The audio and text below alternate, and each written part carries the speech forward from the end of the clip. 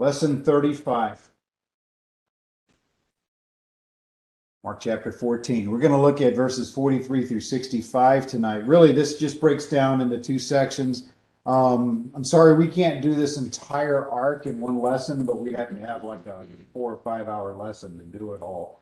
This whole thing with Jesus's arrest. We saw last week that, or the last time we were together, that they were in the Garden of Gethsemane, and so we're going to see Jesus's arrest, and then we're going to see his part of his trial before the Sanhedrin tonight. Probably more than a lot of the lessons I've done with you all, I've mentioned a couple of times in the past previous lessons, that as we get further and further into the gospel, we start to see more and more parallel passages, because now John's on board, right? Because John's not a synoptic gospel. John's not giving, the same kind of report as the other three, but now that we're in these last days, John's on board 100%. But because John has a different focus, sometimes we see John focusing on different things than the other guys. And so we're going to see some of that tonight. And so I'll probably do a little more of looking at the other gospels, just because there is a little bit of a drift between these, but please understand, and I think you all are far enough in your faith to understand this. Just because everybody may not say it exactly the same way doesn't mean that there's contradictions, right? I mean, it's the idea that if we took any random four of us and we were riding in a car and were involved in a traffic accident and none of us were hurt, when the police officer asked us to give a report, it'd probably be a little different, right? Just because we have four different perspectives. And so the Lord, the Holy Spirit, who is the author of Scripture, used those perspectives in order to give us a really fully orbed picture. I think one of the most amazing variations on that theme is Jesus's triumphal entry. I've actually preached a sermon where I took all four Gospels and looked at it like four cameras, looking at Jesus's triumphal entry into Jerusalem. And you put them all together, it's a really rich narrative, but any one by itself doesn't quite have all that data. So we see the same thing as we go over these next few lessons, and so don't be surprised. But if you're kind of scratching your head a little bit tonight, get some clarity, by all means, let's do that. And so we'll go from there. But I've got a few things I wrote down outside of the notes that we'll kind of get into as we go through this tonight, and a couple things I borrowed from some of my resources as well. But let's start and read verses 43 through 52 as we look at Jesus' arrest there in the Garden of Gethsemane. And it says, "And immediately, while he was still speaking, Judas, one of the 12, with a great multitude with swords and clubs, came from the chief priest and the scribes and the elders. Now his betrayer had given them a signal, saying, 'Whomever I kiss, he is the one. Seize him and lead him away safely.' As soon as he had come, immediately he went up to him and said to him, 'Rabbi, Rabbi,' and he kissed him. Then they laid their hands on him and took him. And one of those who stood by drew his sword and struck the servant of the high priest and cut off his ear. And Jesus answered and said to them, 'Have you come out as against a robber with swords and clubs to take me? I was daily with you in the temple teaching, and you did not seize me. But the scriptures must be fulfilled.' Then they all forsook him and fled. Now a certain young man followed him, having a linen cloth thrown around his naked body, and the young men laid hold of him, and he left the linen cloth and fled from them naked." So that kind of sets the tone here. What you got to get from the beginning of this idea is that Judas has brought a large number of people with him to the garden. Okay, so there's going to be some action, is what we've got to know. Now Luke records that it was a crowd, and he includes the fact that the temple police were along, and you can see that I've got the reference there. You can do on your own. And then John, on top of that, makes the note that there are also Roman soldiers. Okay, and depending on how you want to read the word that's behind that, it's believed it could have been as many as 600 Roman soldiers. Now that's the technical word that John uses. Doesn't mean that necessarily there were 600 Roman soldiers, but there seemed to be a detachment, is the word that's used, Roman soldiers. Now let's face it, guys. A Roman soldier, a trained professional Roman soldier in Jesus's day, one of those guys would have been rough, right? So even if they brought a handful, a Jewish rabbi and his fisherman followers would have been no match for those soldiers. So it does seem though like those guys were along there representing the temple and the palace. So, or the temple. But it's interesting, and I just bring this up because I've heard sermons on it. I think I've probably preached on it. And I want to just jump over there just really quickly in John chapter 18. Again, I'm not going to do a lot of this tonight because we could spend all night just looking at the compare and contrast stuff. But I find this to be an amazing happenstance, if you will, in John 18:4 and through 6. Says he records them coming with all of these, and it says, Jesus, therefore, knowing all things that would come upon him, went forward and said to them, whom are you seeking? And they answered him, Jesus of Nazareth. Jesus said to them, I am he. And Judas, who betrayed him, also stood with them. Now, when he said to them, I am he, they drew back and fell to the ground.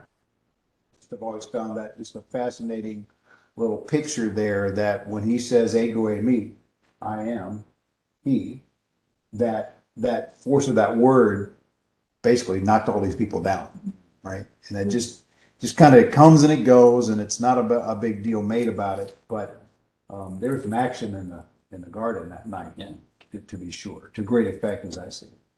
Now, all four Gospels, Matthew, Mark, Luke, and John, all record that Peter tries to do something with a sword. Only John mentions it being Peter, and only John mentions it. I think it's John, right? That mentions it's Malchus. It's Malchus. It's the high priest's servant. They did mention the high priest's servant, but he calls him by name. But all four of them do actually record him trying to do something with the sword. It's not here in Mark that Jesus tells him to put away the sword, but he is instructed to put the sword away. And then finally, one other point on this, and I'll open it for questions from you guys before I put questions to you. But this little snippet at the back end of this passage, verses 51 and 52, where we see this young man who is there and flees away.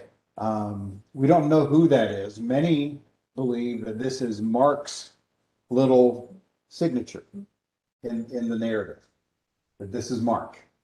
And so he didn't want to mention his name or anything like that, but he drops himself into this, not that he wasn't there, but he puts himself in the narrative here just to let you know that he was there at the time. And we believe he would have been a young man. So, and based on the fact of some other historical indicators, it could well have been Mark, but just so I said that out loud. Questions about this, observations that you saw in the passage?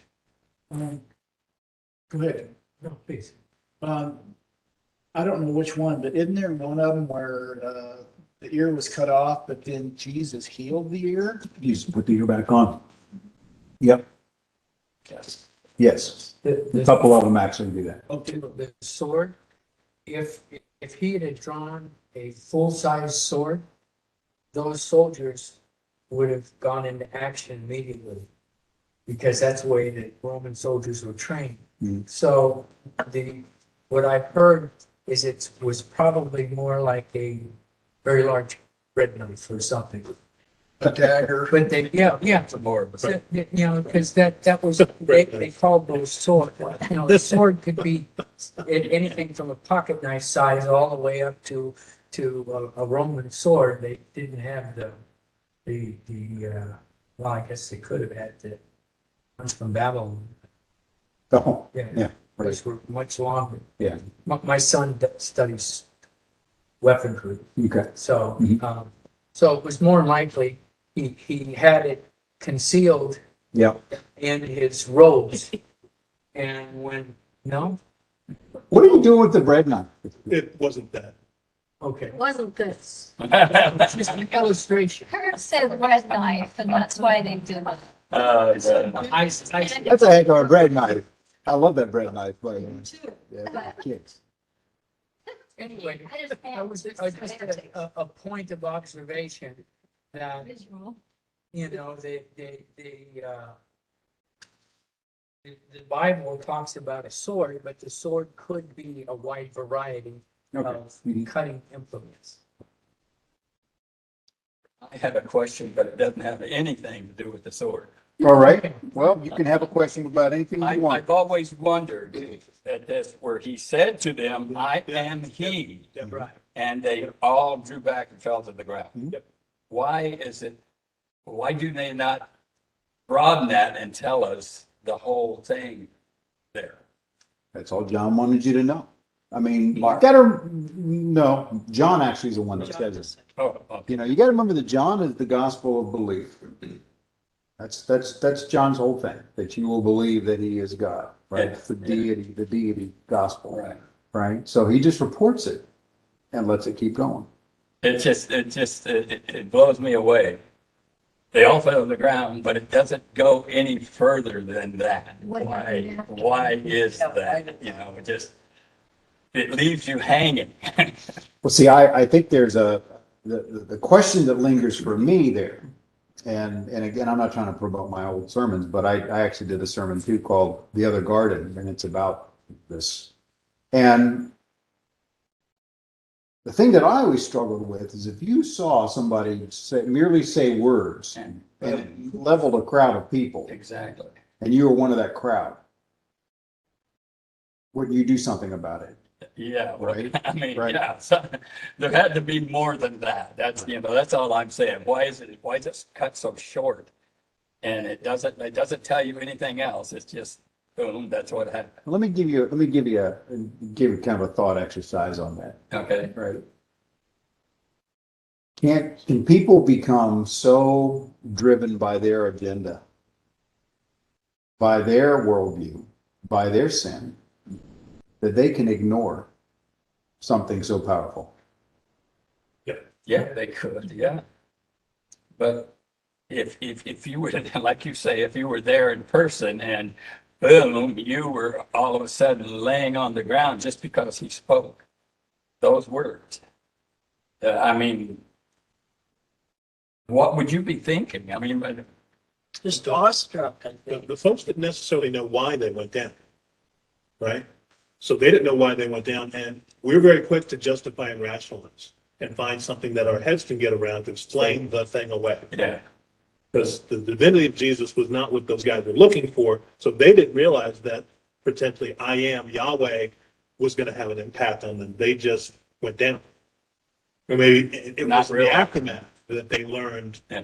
who this person was. Well, okay, all right. It just blows me away because that's always bothered me. Consider what's going to happen the next day Mhm. when all of a sudden people are coming out of graves, Yeah. and it's dark in the midday, and all the earthquakes and all that's going on, How do you right? explain that all the way? Right. I mean, you got to think, wow, I might be thinking, ooh, that was something different, Yeah, right? yeah. But again, I think the picture that for me that's there, it's the same picture that you see in the book of the Revelation. As God's judgment is meted out on humanity, and I mean, it's getting worse and worse and worse. You would think somewhere there'd be a thing that says, wow, maybe we're on the wrong side of this. But what does the Revelation show the people doing? They double down They double. on their rebellion to God, Exactly. right? I mean, I read that and I go, that is sinful humanity. It says, I don't care what the evidence shows. I want to go my way. Yeah. Yeah, we already see that. Yeah, you sure do. Sure do. Happening in the news right now. So I think, to me, I think sometimes these gospel reports are there for us to see it and go, why? Wow. Why Yeah. didn't they? Yeah, exactly. But to let us, Mark's going to do that at the end of his gospel, by the way, in a big way. So, It also, if that whole crowd was dropped to their knees or down instantly when he said that simple sentence, I am, then how can that crowd take him, bring him back to the Sanhedrin, and then do the terrible things to him that they did. That, you know, that's mind boggling because this is the same people that snagged him and brought him back who were sitting out in the foyer of the Sanhedrin's meeting place. And then it was the same guards who smacked him in the face and said, prophesy, Yeah. who am I? Who just hit you? 5 words. I was just following orders. Oh, okay. Hard-hearted too. Well, I'm not gonna line it up with you. That's all right. I was a kid, so the wind was blowing. How about you electronic people, our folks out there in virtual land, you guys got anything?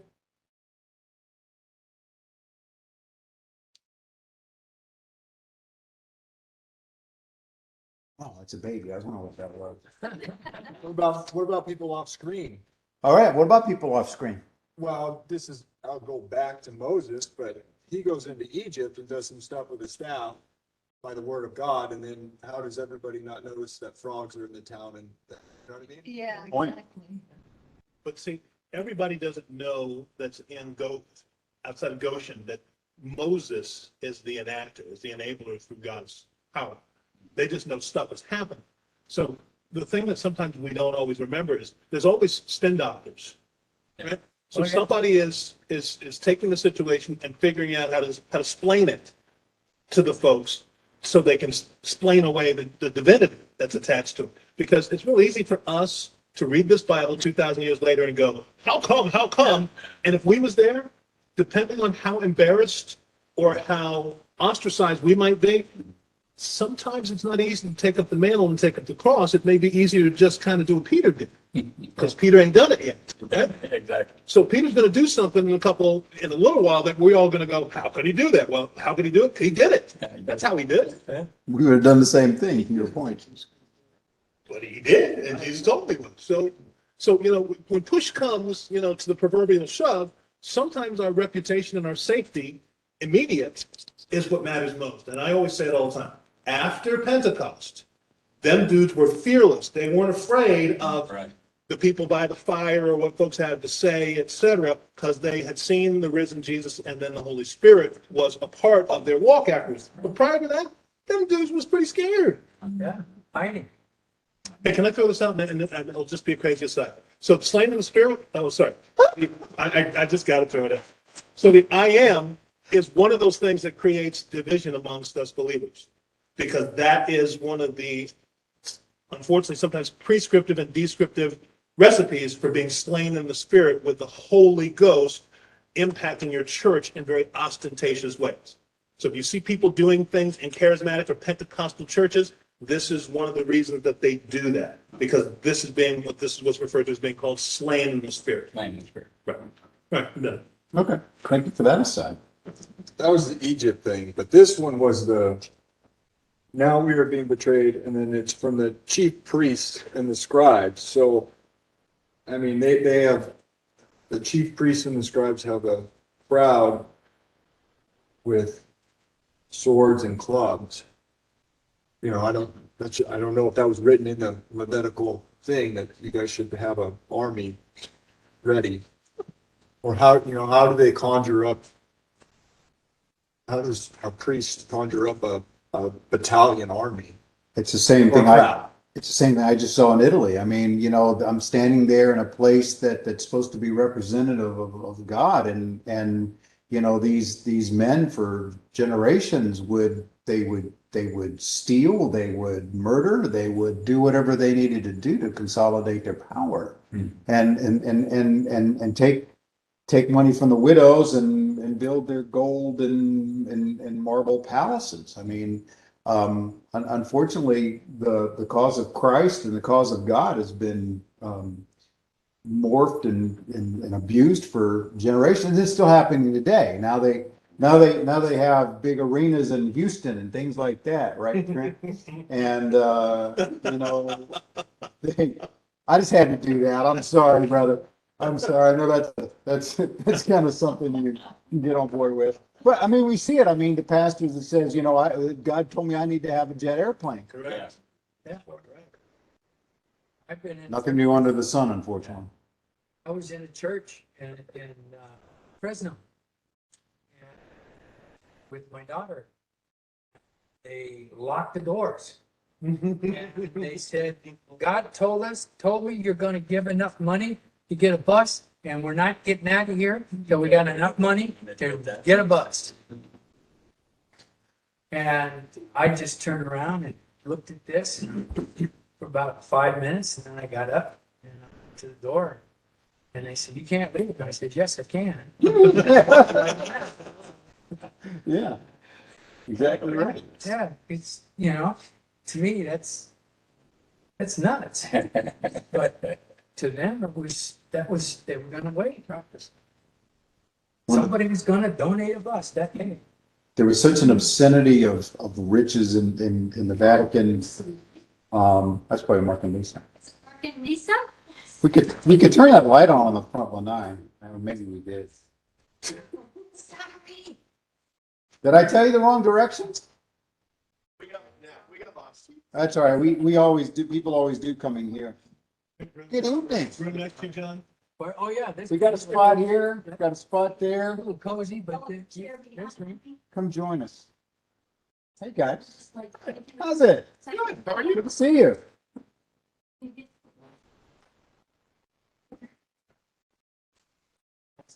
Like your points are excellent ones. And what you're doing is you want to give humans too much credit for recognizing and responding to the Godhead. And when it's not convenient, we just don't.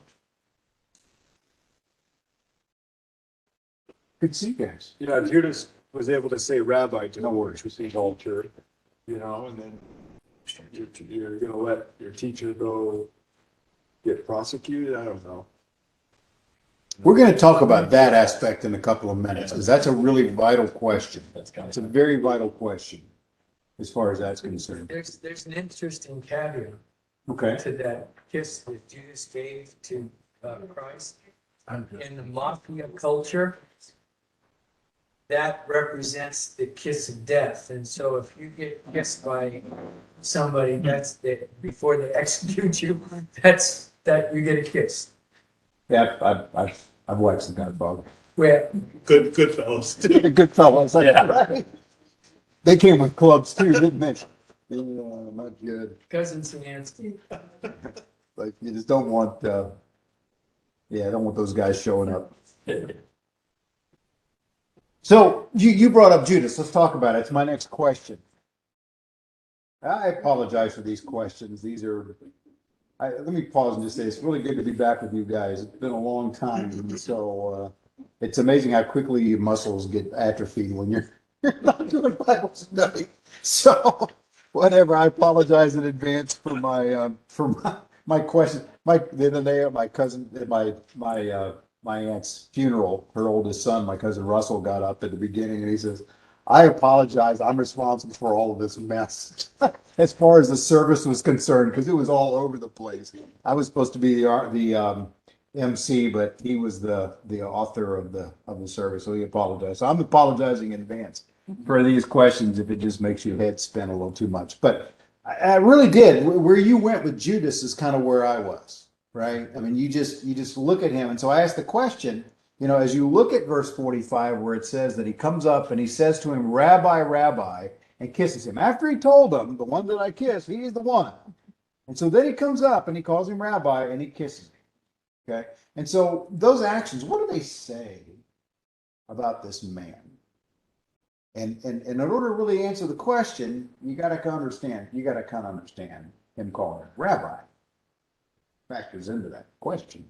So what do you think? What do you think about the man, Judas? And I'm just going to add this one other caveat. He was operating in God's plan. Okay, so let's not take him somewhere off in a weird direction. He was used by God to do this, make this plan happen. Okay, so just got to remember that underlying truth. Well, I got a question. Go ahead. I've heard people say that he thought that if he turned Jesus in, Jesus would actually do what most Jews thought was going to happen. He would get an army together and defeat the Romans. But that sounds a little far-fetched. Well, I think that actually came out in a conversation here one night. Okay. Yeah, I've heard. And I mean, you know what? In and of itself, just kind of looking at it from the outside, it's got a reasonableness to it. And it may have been something that was circling around, but it didn't matter enough for it to show up in the Bible. So it would fall within that, realm that we often go to, which is conjecture or speculation. And that's what we're doing, right? Conjecture. Yeah, but I think we're trying to analyze the man a little bit more. But yeah, I mean, I've heard that. So that's it's an interesting thing. It maybe spins him a little bit on a more bright light. Yeah. Yeah. Than, Like, he wasn't all bad. I mean, Right. No, he wasn't, because they loved him. Yeah. The disciples loved Judas, yeah, he was one of the gang. yeah, why else would he have been hanging with them? and the whole no. Wasn't he the treasurer? Yeah, he was the money man. They trusted him with the money. And most organizations, the guy that's got the money, you've got a pretty heavy level of trust with them. Yeah. Like you're probably going to them and asking them for advice and stuff like that. I mean, Matthew at the should have last. had the money, Yeah, right? He's the money change. but they hated it. Yeah, tax I collector. don't know what Matthew came Right, from. right. But at the Last Supper, that's where his true colors came out, right? So that was before this. Yeah. And I wonder what the rest of the disciples were thinking then, when Jesus called him out then. You know, there's a sense there, and I may be overstating the narrative, but there's a sense there where that was almost kind of a private thing. Yeah. It was fairly hush hush. All the rest of them maybe weren't paying Yeah. attention. Well, you know, they were fighting over who was going to be the greatest. So Exactly. it was a little bit tumultuous, I think, maybe around the dinner table that night. Yeah. So maybe they kind of missed it. Yeah, Too raucous, I can see that. you know. So Jesus kind of says, "Gotta do what you got to do." Right? I mean, you guys have probably been in a crowd of people before in a business situation, and you know, you're on a work crew, and you just kind of make a statement to somebody directed to them, and other people may not have even heard you. Yeah. So it's reasonable to think that. So what about Judas? Relied on the chief priest to give him money to do this. Yeah. So maybe he was pretty rational, worldly. Seems pretty sensible. It would be a moderate, a decent amount of payment to do something. Not a huge amount, 30 pieces of silver. Not gonna make them rich. Which I think lends some people to thinking that he had another motive. I think that's where a lot of Well. that comes from. But Yeah. again, Now I'm thinking of things. I mean, maybe he thought, you know, if Jesus was put on the spot with all these high monkey mucks, that that's when his power, he'd been doing all these miracles, that's when he would do some huge miracle and get them all to believe in him, even though, you know, maybe that's what that's kind of he's thinking. a variation on the theme about him coming, staking out his messianic purpose, right? I mean, same kind of thing. We don't see anywhere in there where we ever see Judas having an ulterior motive, really. So And maybe the 30, you know, pieces of silver, he's thinking, well, you know, I'm the money guy, we can use this to do our thing. Yeah, he asked before if there's, or who, yeah, but who do you say that I am? As well, you're Jesus Christ, you know, Son of God. And they go, okay, well, praise God because he's the one who showed you that. And then here, Judas probably didn't have that shown to him from God. Instead, he's a rabbi to him. So that's something that popped in. So let's take your rabbi statement, okay? So what would that mean to Peter? To Judas. Peter's something totally different, He So- was a teacher. Rabbi was a teacher. okay? He was he was the spiritual leader of this particular group of people. He answered their spiritual needs and led them. You know, a rabbi in the Jewish tradition, although like in all other faiths, it's broken up into different areas. But they're the people who explain the Bible. That they look at the Septuagint, they look at the Pentateuch, and they're the ones that explain it to everyone else.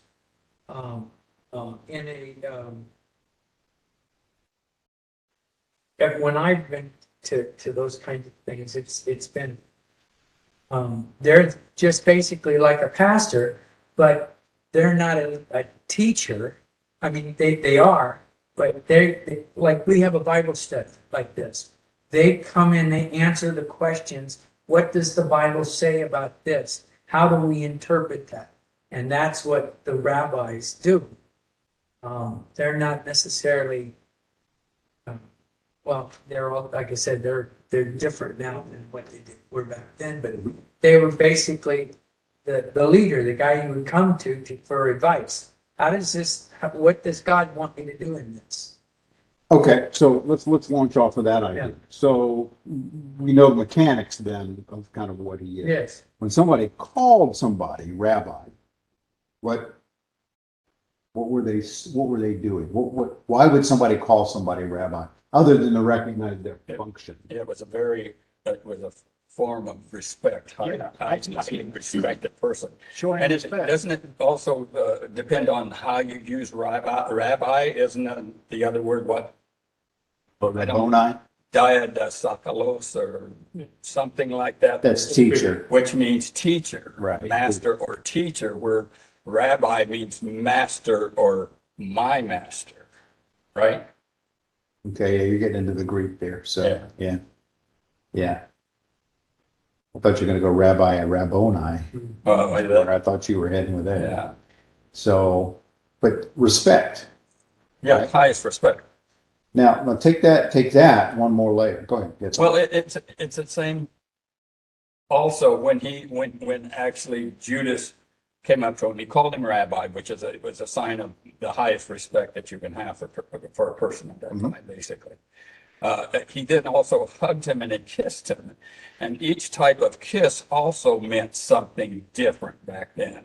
If you kissed him on the back of the hand, it meant one thing. If you kissed him on the palm of the hand, it meant something else. If you kissed him on their robe, the hem of their robe, it meant something else. So that kiss, when he gave him a hug and a kiss, that is normally reserved for someone that you have a very close, intimate relationship with. That's where I'm trying to get. See, that's so how did he do that? I mean, why did he then, that's like having a friend in all actuality who calls you friend and says, I love you, and then turns around and pushes you off a cliff. Because basically, that's what he was there for. He was there to turn Jesus over to his death.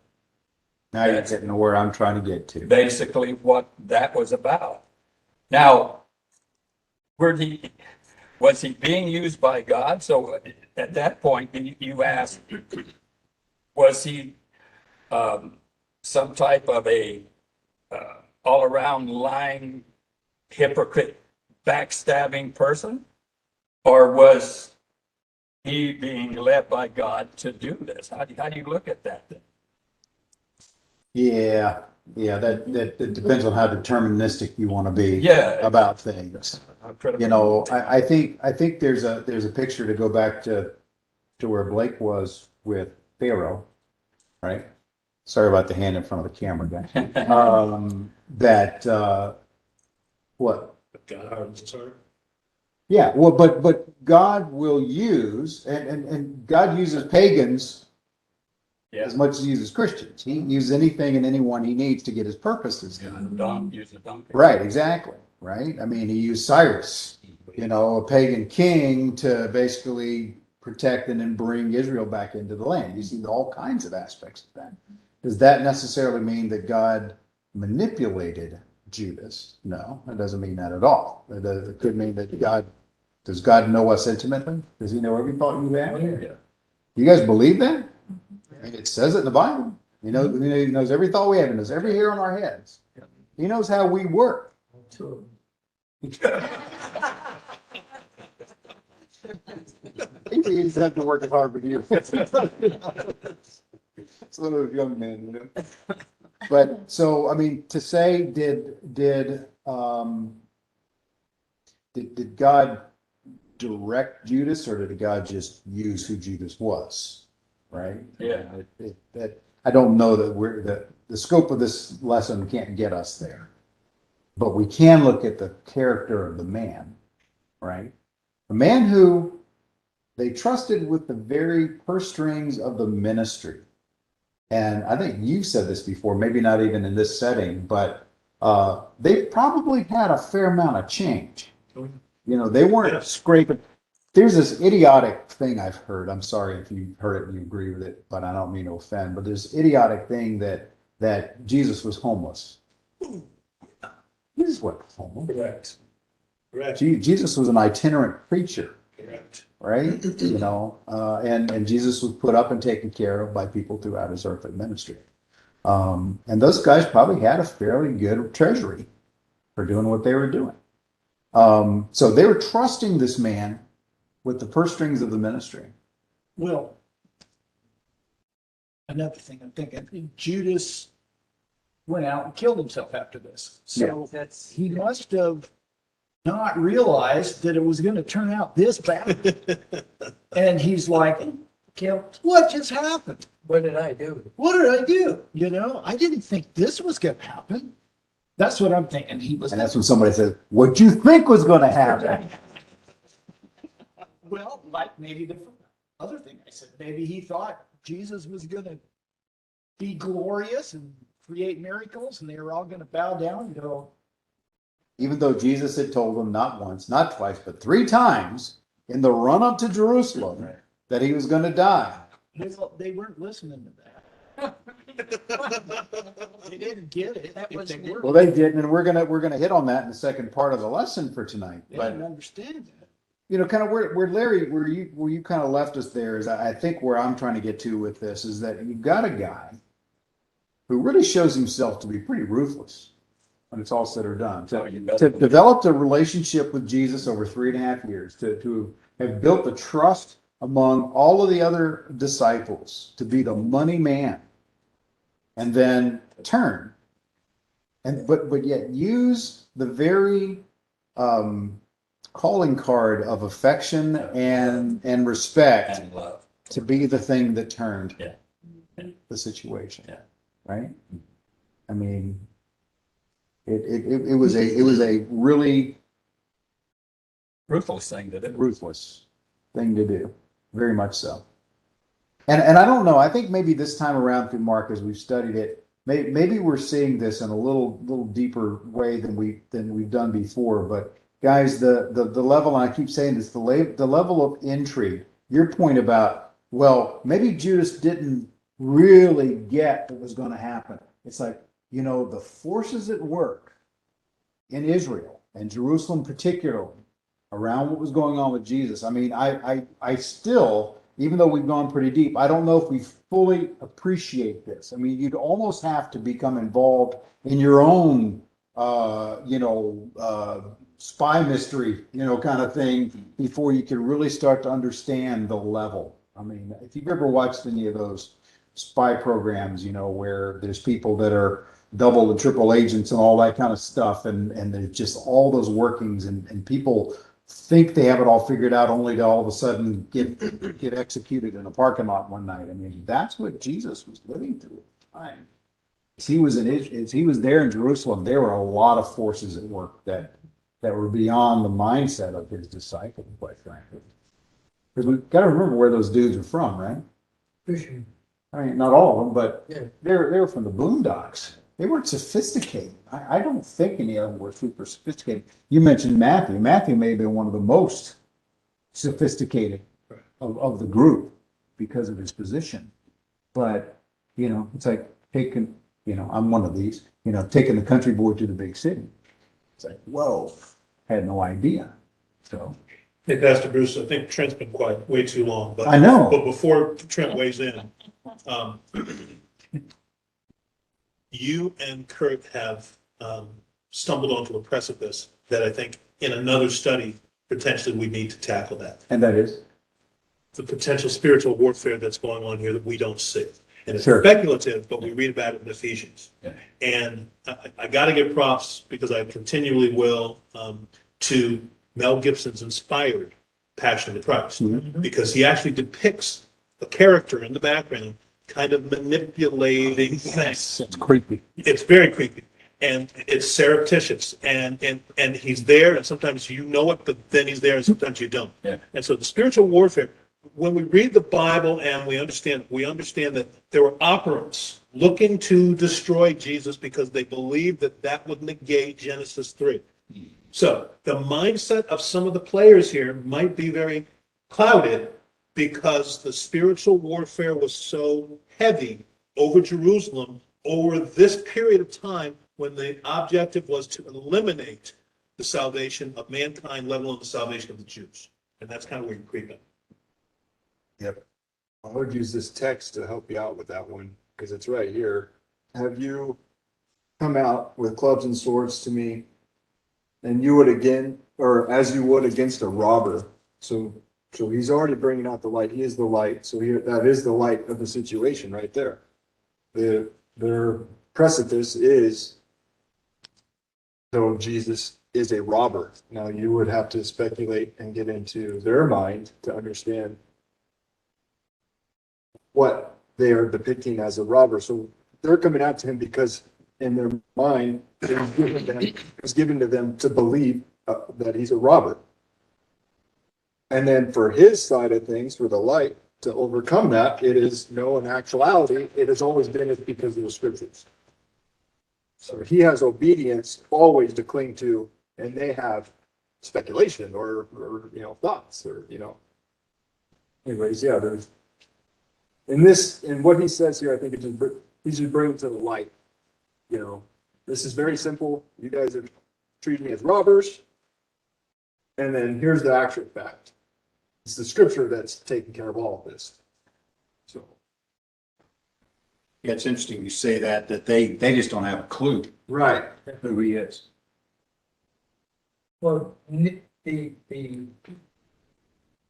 getting back to this idea of the spiritual warfare, the underworld is, if you will, for want of another way of saying it, wants to defeat God's plan.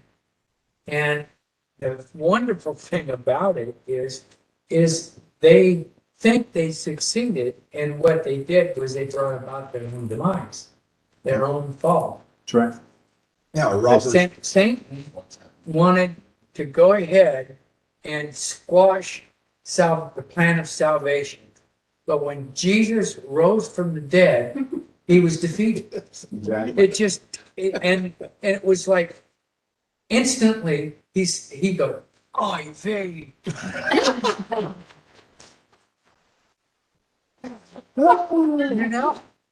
Yeah, it's right to treat robbers this way, but once you realize that it's not a robber, they treat you like that. Yeah.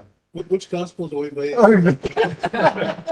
Because is that the Greek I missed? That's the Brooklyn Revised version. Second confusions. Gotcha.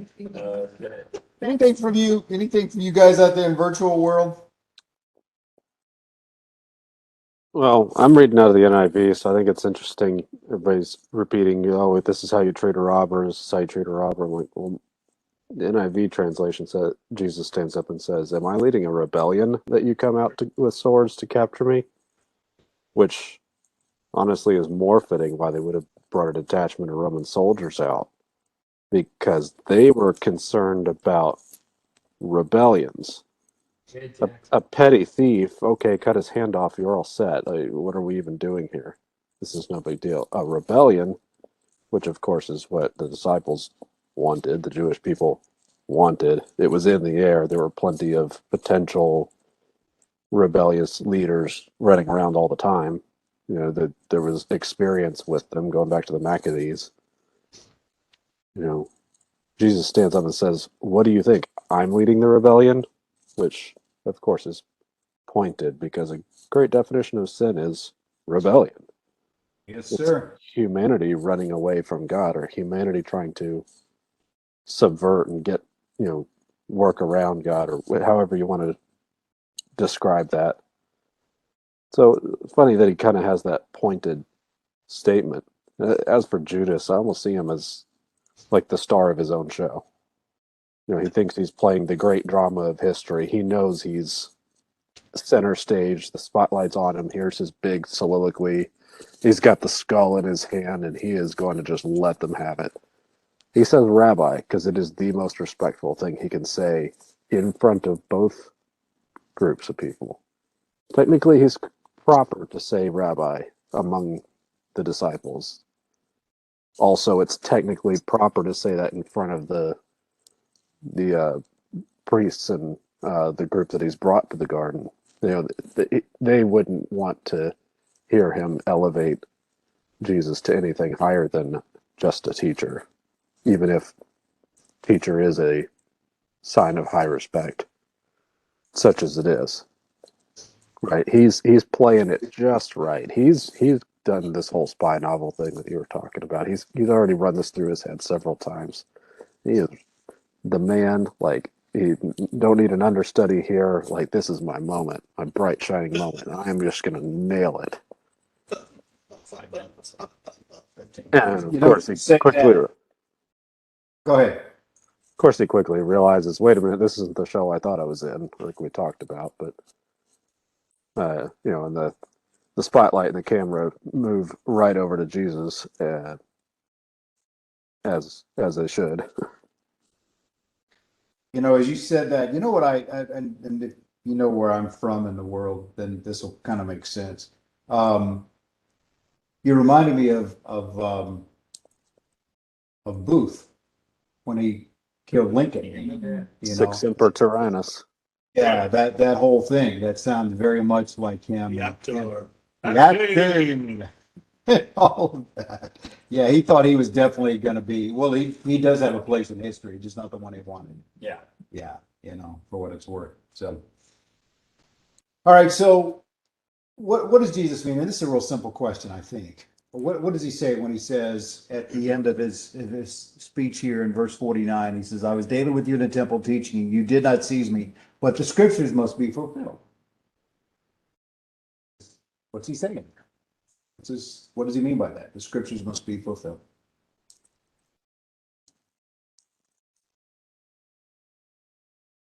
Some books in the Bible that Jewish folks would rather ignore. Right. Some messianic components that the Jews would rather ignore. Like what? Name a passage. Just any old thing. And Isaiah 53. Yeah, and I think you're going to say the same thing. So there's some other stuff. Yeah. I don't know, you know, I might kind of bang up against Psalm 22, I'm but gonna go there. I was gonna Not say, time yet. you guys, Isaiah 53, my understanding from those who are ministering in Israel is they just either don't read it out loud, Correct. or if they do, we have the benefit of Bible editors who sometimes capitalize servant and sometimes don't capitalize servant, capital SERVANT versus not. Sometimes in Isaiah, servant is Israel. Sometimes in Isaiah, servant is the Messiah, right? And so what Jewish people will do today is turn all those Messiah servants into Israel to a large extent. And so if they read Isaiah 53 at all, but that's really one of those verses, chapters that they just leave out. And just don't look at it. Just don't go there. Just don't go there. And I've known evangelists who are stationed in Israel who absolutely take them right there because it's like, we need to study this. But it's not an accident that we see Philip the evangelist out on the road with the Ethiopian eunuch, teaching exactly from that passage. Because he says, who is this? What is this he's talking about? So, yeah, I mean, that's really just the easy question there. I mean, there's been that say, well, when he says that scriptures must be fulfilled, and then immediately it says they all forsook him and fled. He had told them, you're going to run, right? You know, strike the sheep and the strike the shepherd and the sheep will scatter. So it could have been that, but most likely he's talking about, I told you guys where we're going, and here it is. This is now the turning point in the passage. Okay. And so with that, we come to Jesus here before the Sanhedrin. Let me read this to you, and then we're going to talk about a few things. It said, and they led Jesus away to the high priest, and with him were assembled all the chief priests, the elders, and the scribes. By definition, when he says the chief priests, the elders, and the scribes, that's the Sanhedrin. Okay, that's why they call it. That's why that's there. But Peter followed him at a distance right into the courtyard of the high priest, and he sat with the servants and warmed himself at the fire. More about that in a few minutes. Now, the chief priest and all the council sought testimony against Jesus to put him to death, but found none. For many bore false witness against him, but their testimonies did not agree. Then some rose up and bore false witness against him, saying, we heard him say, I will destroy this temple made with hands, and within 3 days I will build another made without hands. But not even then did their testimony agree. And the high priest stood up in the midst and asked Jesus, saying, now let me pause here. Just like they're going through this kangaroo court, and they've got all these different knuckleheads that are coming in, and they can't get their story straight. You would have thought they would have gone out in the back and said, now, when I say this, you're going to say this, right? You know, they didn't do that. They are a total mess.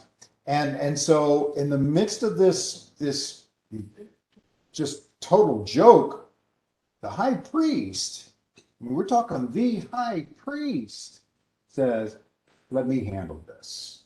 All right. So imagine, you know, you've watched those court proceedings, some of the great ones we've had over the last 25, 30 years in our history, and the high dollar attorney stands up, right? I mean, this basically priest turning himself into an attorney for all intents and purposes to question Jesus. Okay. So he's like, forget these guys. Let's cut to the chase, is what he does. So that's where we are. And he says, but the difference is it'd be like in one of those high profile cases, if the judge had come down and said, let me handle this. You guys can't get this done. Let me get to the bottom. All right. So here's where we are. It says, and the high priest asked him, saying to him, are you the Christ, the Son of the Blessed? Jesus said, I am. And you will see the Son of Man sitting at the right hand of power and coming with the clouds of heaven. Then the high priest tore his clothes and said, what further need do we have of witnesses? You've heard the blasphemy. What do you think? And they all condemned him to be deserving of death. Then some began to spit on him, and some to blindfold him, and to beat him, and to say to him, prophesy. And the officers struck him with the palms of their hands. All right. So the Gospels differ fairly substantially on the order of this, and I wrote it all down, and I didn't bring it with me. But one of my books had it pretty good. So let me read this. This is the preliminary hearing was before Annas. Okay, Annas. Hang on, talk amongst yourself. My list is better. Dad-in-law. Yeah, let me just get it.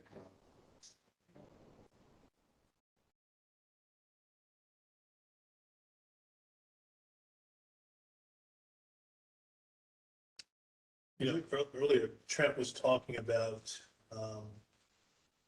Jesus potentially being apprehended like a thief. Just a quick differential. We say the thief on the cross, Jesus, was hung between two thieves, so they weren't thieves. Because if you heard Trent, he remarked that a thief the punishment would be you have your hand cut off to prevent you from doing that. And that's still a Middle Eastern tenet these days in a bizarre way. Well, in a way, that's how they operate.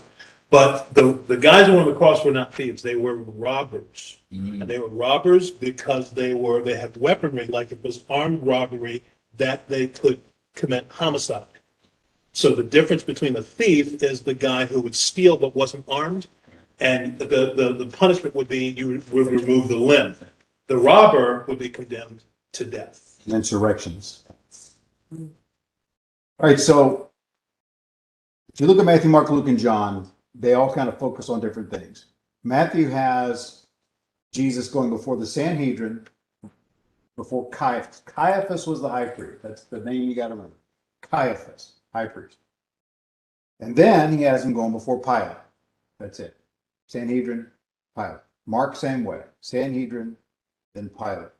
Luke has him going before the Sanhedrin, then Pilate, then Herod. Pilate finds out that he's within his jurisdiction, and then back to Pilate, right? So Herod gets a little piece in there. And that's where you find out that those guys always hated each other right up until now. And when they find a common enemy in Jesus, they become buddies. Yeah. Right? So there's that going on. If it is, that's a. Or might be that one. I don't know. Three ladies doing time. John adds an extra little piece in here that they actually brought in by Annas first. Annas was Caiaphas's father-in-law. And Annas to the Jews was actually the legitimate high priest. He had been the high priest, but the Romans deposed him and put his son-in-law in his place. And so while Caiaphas was the official high priest, as far as the Romans were concerned, Annas was really the high priest because he had the position, right? And so they kind of channeled stuff through Annas before it got to Caiaphas. And I have a feeling that probably it was like Annas would tell Caiaphas, here's what you need to do, boy, right? So that's kind of the play that's going on here, right? The other gospel writers kind of compressed it down just for narrative purposes. John kind of blew it out a little bit there. And so he went to Annas, and then Annas, and really John says he went to Caiaphas, but then doesn't say anything about it. And so John kind of leaves all that out. So if you will, it seems like what happened was originally Jesus went to Annas. Annas did his investigation, referred him on to Caiaphas, who pulled together the Sanhedrin. And don't get an idea, the Sanhedrin was like 70 guys. They didn't need all of them to make this happen. It's the middle of the night, for goodness sake, right? Guys are off in different places. You know that a couple of the Sanhedrin were Joseph of Arimathea and Nicodemus, right? I mean, those guys would not have been agreeing to these things. And so this might sound familiar to you. A quorum was 23 guys. So as long as they had 23 assembled, they had the authority to do whatever they wanted to do. And so Annas reviews him, says, all right, good to go, send it on to Caiaphas. Caiaphas brings together the Sanhedrin, and the Sanhedrin had this investigation that we read about in here. Eventually, he'd be referred on to Pilate, and then Herod, and then back to Pilate, and then so forth and so on. Because while the Jews could pronounce judgment, they didn't have the power to execute. So they would have to send him on to the Romans. If they wanted to off him, they had to give him to the Romans. I think there was one, maybe one of you guys remembers. There's one exception to that, but nothing Jesus would have fallen under. Yeah, they could execute him if they could prove him heretical or blasphemous. Yeah. But it wouldn't be crucifixion. No, be a different thing, and they wanted to do it Stoning. legally. Oh, yeah. Yeah, stoning. They took up stones to stone him several times, right? That just had never seemed to work. So maybe they decided to let that go. So there's but the regardless part of it is that Jesus appeared before the Jewish leadership. That's the salient point you got to get, is that he appeared to the very ruling parties over the Jewish culture. Well, Pastor, Yeah. and all these guys are up in the middle of the night, and I'm sure they're in a really bad mood because they're usually just sawing logs this time. And they want to get this over with, and they're mad anyway, because they have to be up in the middle of the night. Why? Man, wouldn't you think? Well, there's a whole set too. I mean, on top of what you're saying, probably it's like, man, really? Right? I mean, I only know 3 o'clock in the day, and it's not in the middle of the night, right? But And they just had their Passover meals. yeah, so 4 There- cups of there's- wine in. there's a lot of historical problems with this, right? For example, they weren't supposed to meet at night. That first and foremost, they weren't supposed to meet at night. That was illegal. Though that maybe is not as pointed as it should be. Those have said that, well, within their law, they shouldn't have, but that wasn't really codified till later. And see, so there's a lot of stuff that was still kind of coming into play in Jesus's day that maybe in the first or second century. You have to be careful about this. People lots of times will throw stuff at you and say, well, according to this, that, or the other history, that shouldn't have happened or that shouldn't have been that way. When was that written? Okay, if you're reading something, think about this. Even if it was written in the second century, you say, well, that wasn't that far removed. Well, yeah, second century would be like they're in the first century, say 100 years. I mean, imagine the things that have changed since 1922. Right? Just look at it that way. I think we sometimes think, well, that's just ancient stuff. It was always the same. No, there was things moving along too, right? And so maybe that wasn't as big an issue. Supposedly they weren't supposed to reach a verdict for a capital crime until the second day, right? So there's been a lot of those kind of things that people have questioned the legality of the occasion. So right off the bat, it's like, what do you got me up in the middle of the for? Yeah, right. So, but nonetheless, they did it because they weren't looking for justice. They were looking to destroy Jesus. Exactly. They had to get rid of him one way or the other. We've got his He had to be gone completely. right, and this is as good a chance as we've had. We have now gotten him separated from his disciples. Yeah. We've gotten him away from the crowd. There's nobody around. We got him in a room, and we are in charge. That's it. They had never had this opportunity before, so you're going to make the best of it. From which I make the mention in verse 54. That's where we see Peter showing up, right? But Peter followed at a distance. So this is the thing that we've talked about several times in Mark. It's an intercalation. You've got something, then something else, then that something again. It's like a little sandwich, right? But this is just letting us know that while Jesus' trial is going on, there's a whole other bunch of junk going on out in the courtyard, which is what we're going to look at next week with Peter's denial of Jesus. But it's a brilliant way to write, to say, it's almost like, meanwhile, back at the ranch, this is going on. And so, just imagine, if you will, if this was done on film, you'd see Jesus there, and then there'd just be a brief aside, and there's Peter out there warming his hands at the barrel. And it's coming, and it's all happening while that's going on. I got chicken stinks thinking about that. It's pretty cool. So, Jewish law required 2 witnesses for capital crimes. I gave you the verses there. You guys can go read those on your own in Numbers and Deuteronomy. You got to have 2 witnesses for capital crimes. And they had to be consistent too. Oh, absolutely. They got to agree, They say right? one thing and the other something else. Absolutely. I mean, they Consistent. maybe our criminal system would be a little bit better if we kind of go that way. But when they say in verse 58 about him tearing down the temple, he had talked about something that sounded like this in John chapter 2, verse 19, but he's talking about himself, right? Not the temple.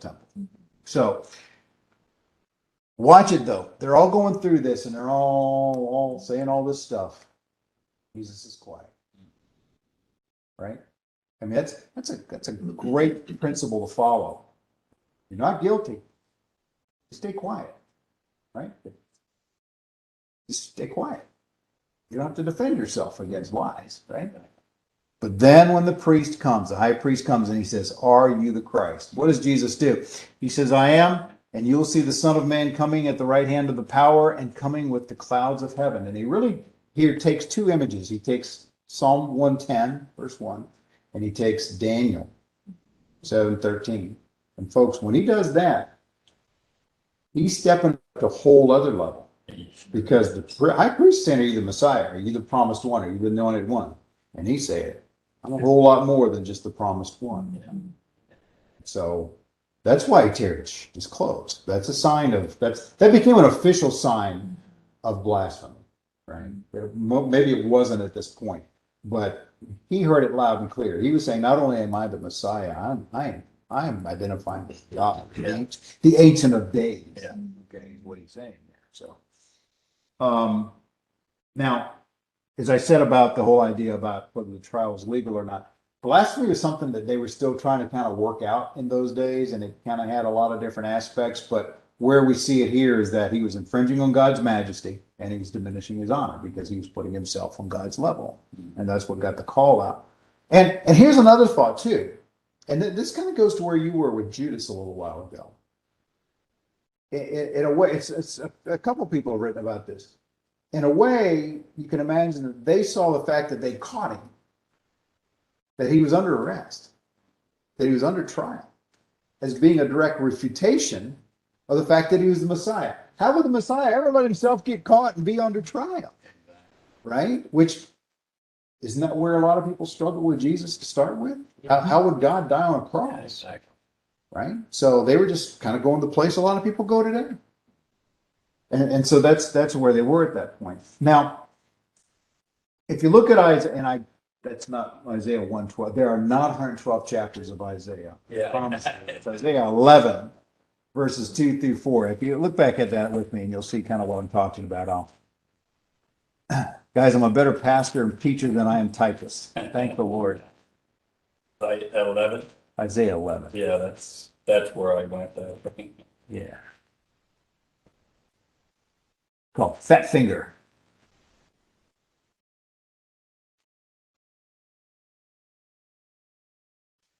It says, the Spirit of the Lord shall rest upon him, the Spirit of wisdom and understanding, the Spirit of counsel and might, the Spirit of knowledge and of fear of the Lord. His delight is in the fear of the Lord, and he shall not judge by the sight of his eyes, nor decide by the hearing of his ears, but with righteousness he shall judge the poor, and decide with equity for the meek of the earth. He shall strike the earth with the rod of his mouth, and with the breath of his lips he shall slay the wicked. And so there's that idea of wisdom and understanding, not by sight, but by spirit. And so these guys, as they're saying, blindfold him and hit him and say, prophesy. Who did that? It's just mocking. It's mocking what was prophesied, but you'll notice the back end of that passage from Isaiah is talking about the judgment that's going to come upon those who do that, right? But if you will recall, back in chapter 10, and this is going to continue next week when we look at Pilate, as far as it goes, but what does Jesus tell them? In chapter 10, verse 33 and 34, he says, behold, we're going up to Jerusalem, and the Son of Man will be betrayed to the chief priests and the scribes, and they will condemn him to death and deliver him to the Gentiles, and they will mock him and scourge him and spit on him and kill him, and the third day he'll rise again. He didn't just accidentally stumble into those words. He told those guys this is going to happen. So, fulfillment of his own promise. Questions, thoughts? Just what he said, what he brings up, the question that got his response was, are you the Christ, Son of the Blessed One? And he said, yes. But then also, not only is he that, but he's also the Son of Man, whom you're going to see. So that was the blasphemy part of it. Mm-hmm. The major one, right? Yeah, I mean, that's what got them going. They don't believe that the Son of Man was going to be the one who the Son of God is. Mm-hmm. You know, is that the Yeah, One of the same. strikes me about going back to Mark 10. He told them what's going to happen, and they didn't believe it. They're talking with the God of the universe incarnate, and they don't believe him. It just blows my mind when I think of it. But we talked about this before, is they hadn't been touched by the Holy Spirit yet, No. so they were still not understanding what he was saying. They're still trying to figure out, what is it that you're trying to say? That this can't be true. You're just funning, right? So oftentimes people, we like our lives. We like where we are. Oh, geez. Right? I mean, they had a pretty sweet deal going, and I don't mean to diminish it or make fun of it, but I mean, here they were with this great teacher, this great priest, this one who they thought was the Messiah that was healing people and drawing big crowds. And I mean, what a buzz, right? And as far as just, you're kind of on top of the world. Why would we want to change that? Yeah. Why would we want to? Let's not mess this up. Yeah. Yeah, we got a good thing though. I mean, seriously. Right? Yes, because. And so Jesus says, well, things are going to turn sourly wrong from here for you. But they didn't understand servanthood. I think we'd be in the same, you said it earlier, I'd be in the same place. Yeah. You don't want that to stop. Why would you? Why should it in your mind? We're doing a good thing. It's a good job. And on a less drastic, I mean, let's face it, how many of you guys have been you're going down a certain path and you know the Lord's telling you to go to a different path that's not going to be as fun and easy as the one you're on? Right? And I don't always receive that. Well, if I should. Way to say that.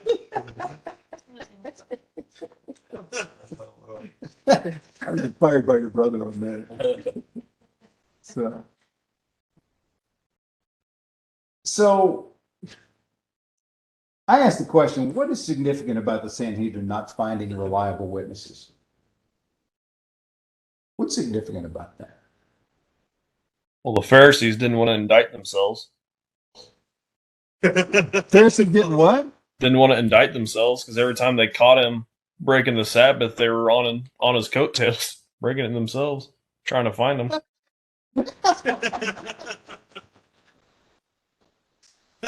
How dare you say that?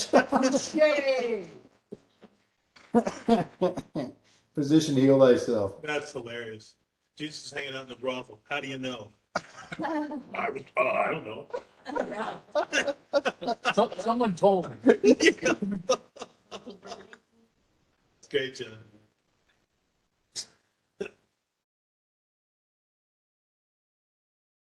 What were the witnesses trying? What were they trying to do? What were the witnesses trying to do?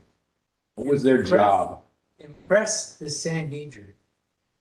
That's what they were trying to do. The Sanhedrin was looking for someone to condemn him, so they were going to condemn him so that they could be on the good side of the Sanhedrin. Okay, well, you kind of go a little further than I want you. What was their job? What was their job? Indict him. Right. Get Right. him indicted. What were the witnesses supposed to do?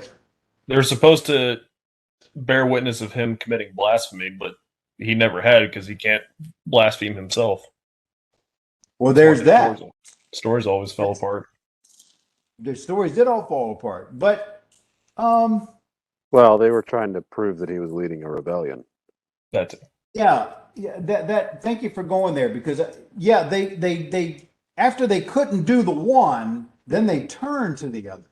When they couldn't get him on anything, then they turned to the blasphemy thing. Right? They started. And may have even gone further than that, but I think you're right. I think they were going after the idea that he was an insurrectionist, that he was a rebel, right? Mhm. And But nobody did it. and they were trying ahead. to prove that it's not only a rebellion against Roman rule, which the Jews would have celebrated. They're trying to say, look, he said he was going to tear down the temple. He's coming after us too. This isn't just a Jews versus Romans thing. This isn't an anti-colonial liberation thing. He's just trying to stir stuff up. This Yeah, guy this is is Jesus, enemy of the people, kind of thing. this guy is bad news, and we got to do something. I mean, he said this, and then the problem is they couldn't string two statements together to prove that point because the statements didn't exist. Like I said earlier, they had to get rid of him any way they could because he was such a threat to their authority and their power. So Yep. it's happens even today. So things haven't changed a whole bunch. But they couldn't find one credible Witness. witness. What does that say? What's the point? Without saying he couldn't have been. He was, He was. but there's, How do you convict yourself? They Right. themselves are not credible. say again? They themselves are not credible. They themselves are not credible. He was without sin. He had no guilt. But he But was there's another credible. level I want to get you guys to. The converse is correct. If they're not credible, that means he was credible. Mhm. He was not doing what they were saying he was doing, and they couldn't prove that he was saying that he was doing it. So they couldn't go back to the Romans and say, we got an insurrectionist. So they couldn't kill him. So let me, exactly right. I know where you are. You're kind of operating more on the spiritual level. Okay, I want to get on a practical level. Well, What you just, go ahead. consider that this is Passover. Jerusalem is full of people who've been watching this. Some of them come down from Galilee that have known this guy for 3 years now. You know, some of them have come from other parts that I've seen him here and I saw him there. And my cousin told me about this time that he did this other thing. And then he's been to Jerusalem before. John lays out a few more of those events. So this isn't Absolutely. their first encounter, but each time has gotten a little bit more, become more of a thing. He's drawn bigger crowds. He's done more miracles and more visible ministry activities. They feel like this is a last ditch effort because they're losing the people. They've got a city full of Jews who are all ready to follow this guy off of a cliff if they want, if he asks them. So they can't find witnesses because the witnesses don't exist. Right. Right. I'm probably kind of nosing somewhere that you guys may not be able to kind of feel where I'm heading with this.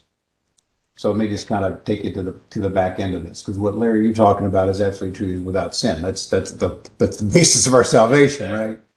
But Luke would spend a lot of time writing a book called Acts.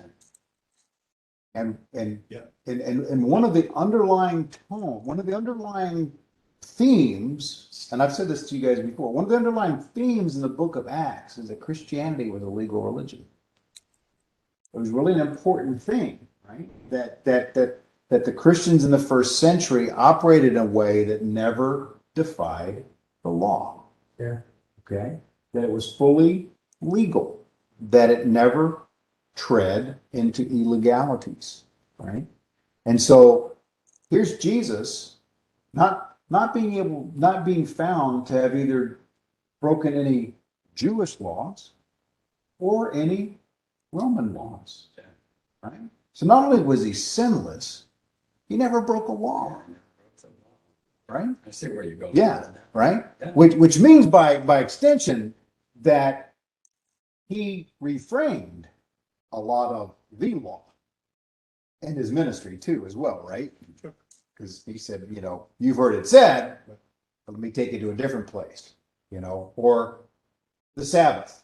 Sabbath man is not for the Sabbath. Sabbath is for the man, right? I mean, he had to reframe a lot of it. But the reality is he's there before them, he stands innocent of any wrongdoing whatsoever.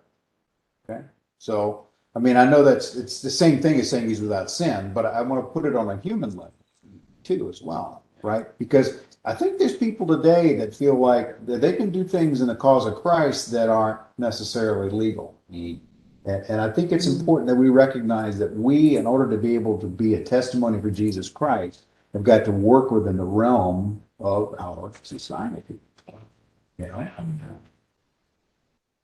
Just shatter a whole lot of protest movements with what you just said there. I'm just calling it. I mean, if you want to protest, as long as you can do it legally, that's fine. But if we are to imitate me as I imitate Christ, and we're going to follow what Paul says, we have to operate within the realm of the culture that we live in. That's not always been the way we operate. But he was an example for us. At a time when, his life depended upon it. From a Bible reader's perspective, what's happening is they're instigating God's wrath. Yeah. False testimony is a really big deal. Yes, indeed. And so God's wrath is going to be poured out on disobedience, the sons of disobedience. But that's actually not going to take place. So What do you mean by that? That's not going to take place. well, what's going to take place is instead of that wrath that's that they're deserving of, it's actually going to be him. It's going to be him, and because he's the Son of Man sitting at the right hand of the power, that's the power of God. That's cool. Yeah, and coming with the clouds of heaven. So they do see it. They do realize, okay, yeah. Well, that's it. Yeah, they're stoking the flames of God's wrath in this whole scenario. They are, but he's gonna take the wrath for them the next day. Yeah. Right, but his comments don't allow him to have any other option except for that. Right. Right. Yeah. That's the fulfillment of the scripture. Yeah. Yeah, he came to fulfill scripture. And that's why that's so important that he continues to fulfill scripture so that there is no question. And If there is a scripture about him that he did not fulfill, then he's bogus. It's only through the complete fulfillment of all that was said and prophesied about him that it eliminates any question. And that's one of the things that why the Jews don't go to Isaiah 50, because that is a passage that's talking directly about him, which is obvious to anybody who reads it, so they just don't read it. Yeah, 53 is so about Jesus. Yeah. It can't be anybody else. To that end, last question for tonight. And again, this is just an easy little question, but I think it is, at least. It felt like it was to me, but maybe not. I don't know. Jesus responds to the chief priest, the high priest, in 50 and 62 and says, I am the Christ, and you will see the Son of Man sitting at the right hand of the power and coming with the clouds of heaven. How was that response to the high priest when he asks him? How was that a change from previous inquiries about his identity? Up until now, kind of what's always been his position. It's veiled. Huh? It's veiled. His Veiled. veiled. Veiled. Yeah, his identity has been somewhat nebulous. He hasn't come out and specifically said it. When people have said it about him, he says, you were shown that, but he didn't say it himself. This is where he categorically says it to the very people that are afraid that he is what he said he is. And now he's saying, you're right, I am. All right. Totally right. Yeah. So why now? Why now? What? It's time. It's time for, to be fulfilled. Well, he knew he This- was gonna be dead shortly. Yeah. So it's the last chance. see, we say that, and I agree with everything you guys just said, but that's huge. If you want to think about it. It was only the time because what? Because his father said so. And he allowed it to happen, Yeah. Yes. right? I mean, we've got the narrative. We know the next day he's going to be crucified, right? We see it all happen. But guys, to realize that here they are, it's actually that morning, right? This is early morning. He's gonna be crucified in just a few hours, right? But if that had not been the time, if that had not been the will, it would not have happened. Absolutely would not have. We just see the narrative as it plays itself out, right? So here he is, and he's veiled it, he's veiled it, he's veiled it, he's as you said, he's just been kind of skirting that because he needed the time to get to now. But when the time was right, and he knew the time was right, he's like, yep, sure am. That's me. I'm ready. Let's go. And I yeah. Just imagine the humanity of Christ at this time. And he just sweat blood Yes. prior to them arresting him. And he's taken from that place. And now he's before them. And now he's saying, coming in and saying it's time. Mhm. Boy, my heart would have been up in my throat. I wouldn't have been able to talk. I'd have been shedding tears, Well, let me out of here, but not him. Well, you mentioned Mel Gibson and, you know, I thought he did a great, Jim Caviezel did a great job He did. portraying that humanity of Jesus as he went through that, right? I mean, this was not something, you know, wasn't joyful. It was joyful because he knew what it would bring, right? That's what the Hebrews talks about. But, you know, the sweating of the blood, that article that came out in the American Medical Association Journal years ago talked about the fact that when if you experience hematidrosis, which is that sweating of great drops of blood, that it makes your skin super sensitive. Yeah. So it's like everything that God did, everything that he did toward Jesus' crucifixion just heightened it to its highest level because he was going to take on the judgment, the wrath of God for mankind. So. All right, I'm done. Thoughts, questions, comments? I have a comment. Go ahead, please. If you ever get a chance to listen to Carmen's song, he rest in peace, he was awesome. Yep. The Champion. Yeah, yeah. It's the war between the devil, the demons, and Jesus, which is, I love that. I mean, it was years and years ago, but I still love, I actually had a friend of mine got saved in my car from listening to that. Wow, Yeah. that's powerful. Yeah, pulled over in the parking lot and prayed with her.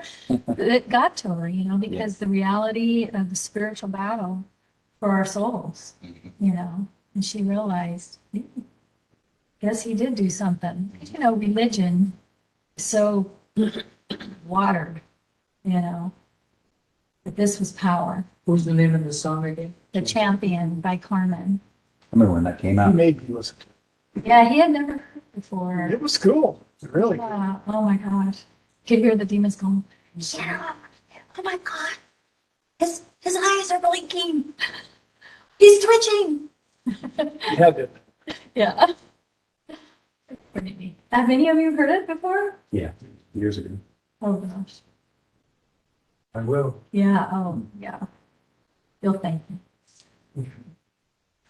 So a couple of things, and All they're not crazy, but I couldn't find it. I'm sure that there's a place that maybe Leviticus, there's a place that says, help Trent if I can't grasp this. I think there's a place that talks about you having to respond if the high priest asks you something directly. And I can't remember where that is, and I can't pull it up right now because one of the things, you know, it's real easy for us to sit and read this. And I love John and Larry's responses as we read this because they're kind of going, well, how could you? How could you? Well, with 2,000 years of understanding the story, it's real easy to question these guys. But in the moment, you know, you're going to lose your coffee. You're going to lose your lunch. You're going to, you know, one of my regular things is your depends are probably going to need changing. And so it's happening. So this could have happened a variety of other ways. Right now, it happens this way, and it looks like it's orchestrated because we have 2,000 years of looking at it and saying, "Oh, well, that's how it happens." But you know, I don't know that Caiaphas ever or Annas ever had the opportunity early on to be one-on-one with Jesus, like Nicodemus, Yeah. to say, "Are you the teacher? Are you the expected one?" Because this is the only encounter that that shows that these two are face to face, and Jesus responds to him. In a way, I think that's a part of the Levitical practice, and Jesus answers him directly. Nicodemus got this too, and it was a little bit veiled, John, right? But Nicodemus took enough of this away to go, this man is not a man. This man is someone else, right? And I think that there was enough of the Sanhedrin who also went, that's why he didn't wake us up, because you needed the nitwits in the 23 as opposed to the rest of us, right?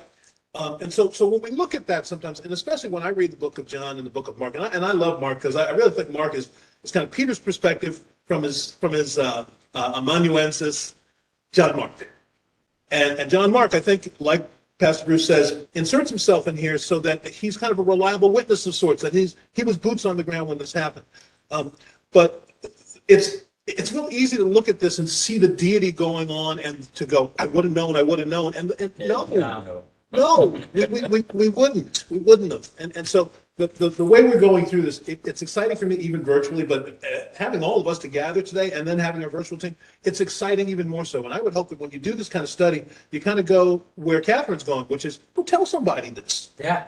That's what should motivate you after you get this understanding, because we spend so much time obscuring this important information for the stuff that's the agenda of our day. And if Jesus is really as important as he is, as we sort of gathered tonight, then go tell somebody, right? Okay. And then a point about Judas. And this kind of goes back to something Larry and Kurt were presenting. Why does Judas do what he does? And Blake's kind of been on this, you know, is he orchestrated? Is he part of the big puppet mastery? Well, part of it is, I think, this too. When Pastor Bruce talks about fulfilling the scriptures, it's real easy to look at the Old Testament and talk about fulfilling the scripture. But Hebrews makes a reference, and this is one that always works for me. We have a high priest who can identify with us. That's right. So if you think that you're the only person who's had a friend backstab, Yeah. if you think that you're the only person He went through who, everything. right, and that's why you can trust him, because the kind of crap that we have exposure to, we go, oh, that's too big, that's too little or trivial for me to bring to Jesus. He gets it, Yeah. because this guy the night before was just dining with him, having his feet washed, and then the same guy goes out and says, well, you know what, I may be tired of and a little fed up of not getting my spotlight the way Trent suggested. And he goes, thank you for bringing Hamlet into the situation, by the way. Trent, he talks to the skull, and he takes the moment that he can. And it didn't turn out the way that he thought. Right. But there were also powers and principalities that were set against him being successful in the way perhaps he thought he was going to. But Judas and Peter, and we'll get to Peter probably next week, those are there, so we recognize that Jesus dealt with the worst of our human foibles. He dealt with that and still went to the cross for those nincompoops. Yeah. That's the thing that's amazing, man. They tried to, they lied about him. They beat him Stand on. and spat on him. They whipped him. They mocked him, and he still went to the cross For them. for them. Yeah. Yeah. And I'm calling allegiance. That's me. Well, he actually says that over in Luke. I can call him down. Yeah. And if that's me, I'm doing it. Yeah. Are you thinking about what you said about the high priest? Because I was thinking as I was going through that when Paul gets investigated Yeah. and he mouths off and they slap him and he goes, "Oh, I didn't I didn't know. know you were the high I priest. didn't know you're the high priest." Right. Because that goes back to Exodus 22:28 says, Right. "You shall not speak evil of a Right. ruler of your people." Correct. Is that where you're heading? And that's why I think you're right. And Paul sort of shows that played out as the tradition and the practice. But I like what you said earlier. This stuff wasn't codified yet. It wasn't regulation, Right. but it was the tradition and the practice. Exactly. And so, yeah, they were kind of operating in some murky waters at the time. Yeah, for sure. But very good stuff. You guys, my brothers and sisters on the remote line. I was gonna say, I think this moment here is like the one big sweeping gesture of emptying himself, the way we see from Philippians. And it seems in a weird way, because the passage in Philippians starts out with, he didn't consider equality with God as robbery. Here he is being tried for robbery and decides, no, instead, I'm going to claim to be God for the first time. Remember, Caiaphas wasn't even asking him that question. Caiaphas wouldn't have thought in those terms. He said, are you the Messiah, like some big rebellion leader? Oh no, Messiah means God, and that's me. In order to kick this whole thing off, right? He said, look, I have the opportunity to just shut up for a while and let this all blow over. Nope, I'm just going to kick the bucket right now, metaphorically and then literally. That I'm just going to tip this over now. I'm going to give you the grounds that you want, where you're searching and you cannot get what you want right now to get me out of here. I'm going to hand it to you. That's it. He had the chance to say, nope, I can keep going. I don't have to play your silly little game. No, here you go. I surrender. That's it.